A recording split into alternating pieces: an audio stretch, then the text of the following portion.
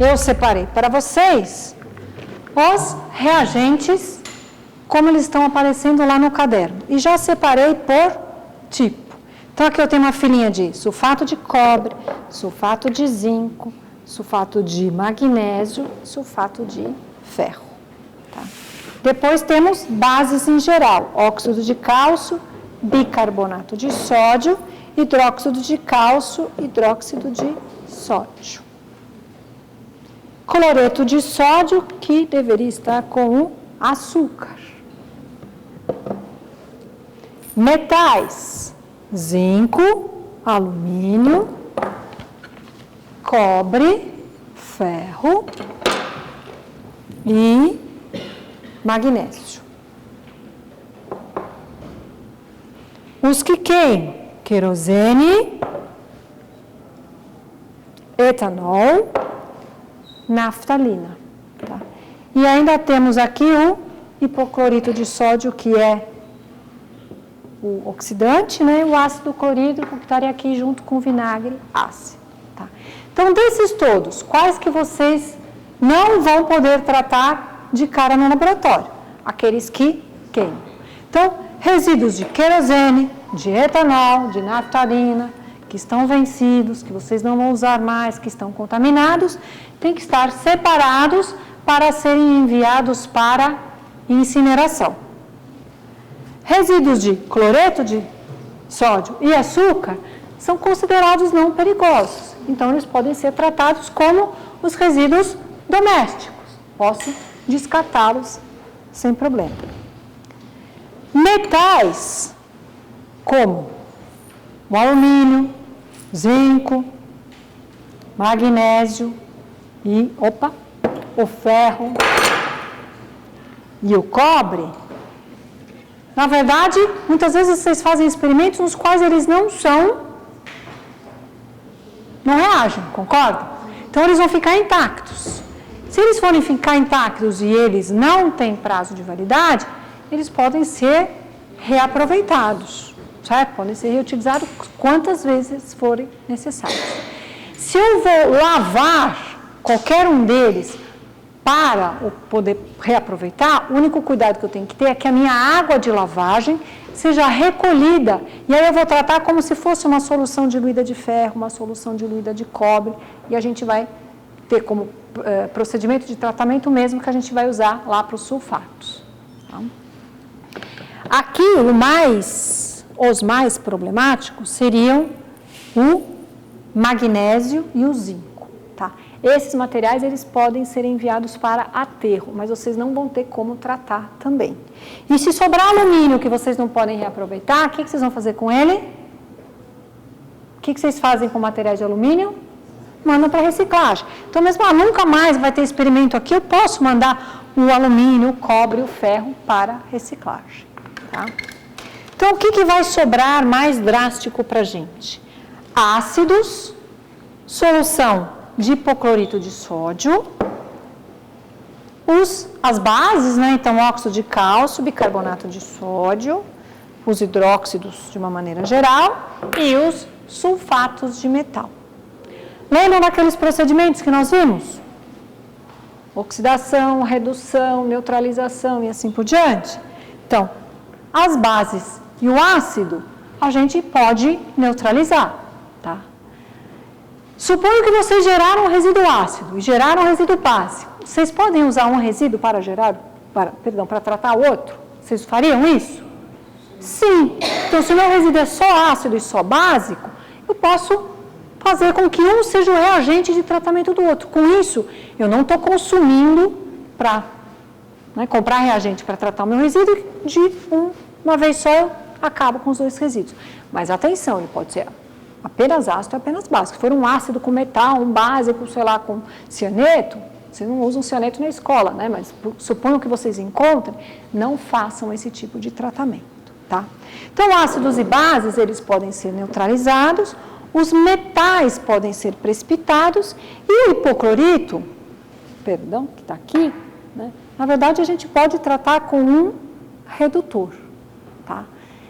Bons redutores para tratamento são sulfitos, bisulfitos e tiosulfatos. normalmente são redutores de enxofre. Tá? Então, a gente vai ver quais são os resíduos que vocês geram, né? E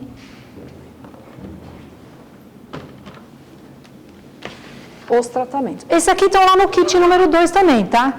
Que eu trouxe para vocês com carinha feia, porque, na verdade, essa é a realidade de vocês, né? Então, aqui a gente tem um cloreto de cálcio, também não é considerado um material perigoso. Um sulfato de alumínio, tem a questão do alumínio como que está lá. Um iodeto de potássio, que também não é considerado perigoso. E um indicador universal, tá? Então, esses são os reagentes que vocês têm para manipular. Na verdade, vocês acabam tendo muito mais porque tem outros guardados na escola, né? Mas é o que está sendo proporcionado para vocês, são esses reagentes. E os resíduos que vocês mais geram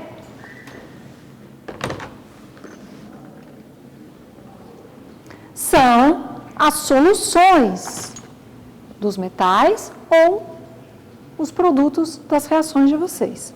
Então, vocês devem gerar aí soluções de cloreto de zinco. Ah, mas lá eu não tenho nada de... né? A gente tem aqui o sulfato de zinco, mas vocês têm um procedimento no qual vocês têm lá o zinco no ácido clorídrico e geram uma solução de cloreto de zinco. Vocês geram diversas soluções de sulfato de cobre, porque sulfato de cobre é o reagente que vocês mais manipulam, concordam? Então, é um dos resíduos gerados em maior concentração. Tá? E a gente vai pegar aqui só como exemplo um resíduo de hidróxido de sódio e de ácido clorídrico. Tá? Acho que essa parte é fácil, mas vamos ver como é que a gente trata tudo isso. Tá? Você tem lá solução de sulfato de cobre, vocês têm duas opções. Tá? Primeiro, posso reutilizar esse material ano que vem? Posso. Posso, inclusive, guardar a solução do jeito que está, e se não for em solução, eu posso evaporar essa água. Com aquecimento ou simplesmente deixando isso aberto, desde que não entre poeira nem bichinho lá, numa área controlada. Tá? Ou eu posso precipitar o cobre. Como eu vou precipitar o cobre?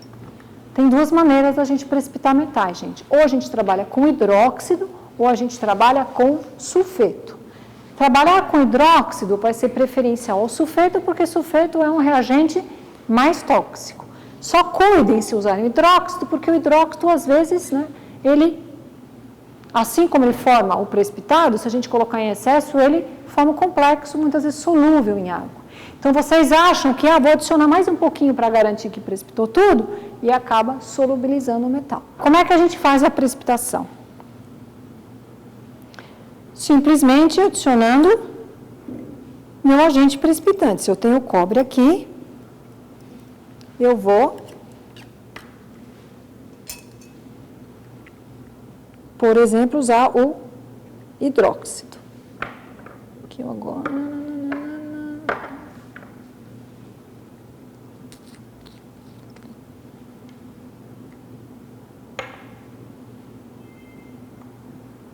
E acho que todos vocês já conhecem o que acontece, né?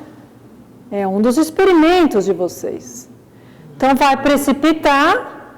E o que eu tenho que fazer com isso aqui? Eu vou ou deixar sedimentar, né? Ou vou filtrar esse material depois de um tempo, tá? E aí eu vou guardar o sólido para mandar para um aterro. Então, esse é um tratamento que faz o quê? Com que eu libere a água do cobre. O cobre vai continuar aqui, tá? Mas é melhor do que eu guardar. Sempre se tiver a opção de guardar um resíduo líquido e sólido, o sólido é sempre melhor porque ele permeia menos para o meio ambiente em caso de um acidente, tá? Então, fiz a precipitação, vou guardar esse precipitado para, quando tiver a minha retirada de resíduo, enviar para um aterro. Tranquilo? É factível isso dentro de uma sala de aula, gente? Vocês não podem usar o tratamento da solução de cobre como? Né? Vocês fazem a precipitação. Então, questionar sempre, minha solução não pode ser do ano anterior? Se puder, ela vai ser usada. Bom, um outro exemplo que eu acho que vocês também tiram de letra, faz uso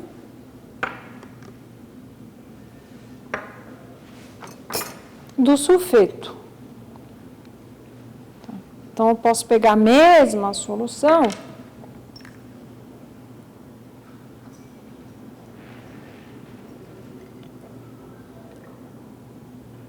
e usar um agente precipitante diferente. Então, isso também vai depender do que vocês tiverem de disponível na escola.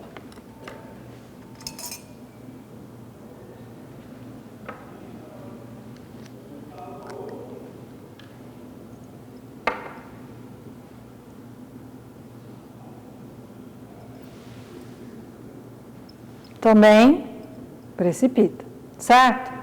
Então, tem o sulfeto lá, está sobrando, não vou usar mais, posso fazer a mesma reação e também factível dentro de sala de aula. Cuidado apenas, está mexendo com sulfeto, tem que garantir que meu meio aqui está básico para não ter liberação de H2S. O outro tipo de tratamento que a gente teria envolve, então, a neutralização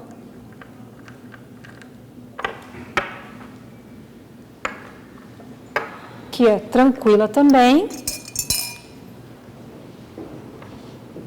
Eu tenho lá o meu resíduo de hidróxido de sódio.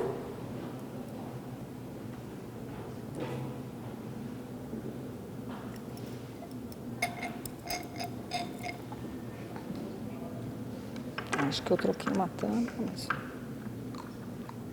Vou fazer o quê? Vou adicionar o ácido correspondente, né? Então, a gente tem disponível o ácido clorídrico.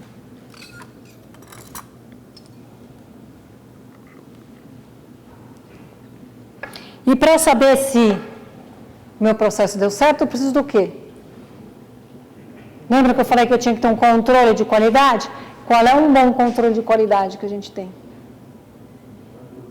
Um indicador, um pH-metro.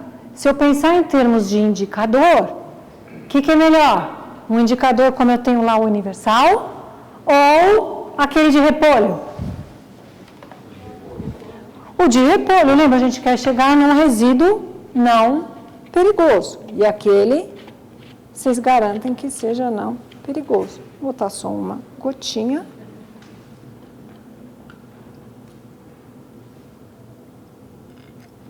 Então, tá básico. Então, fazer adição até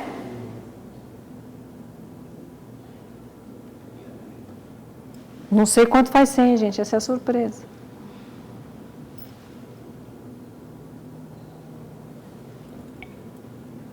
Então, menos básico.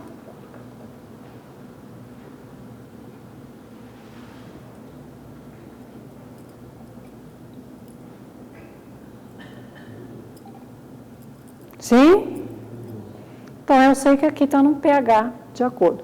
Se eu usar um indicador que não seja de repolho, eu preciso cuidar o risco envolvido naquele indicador.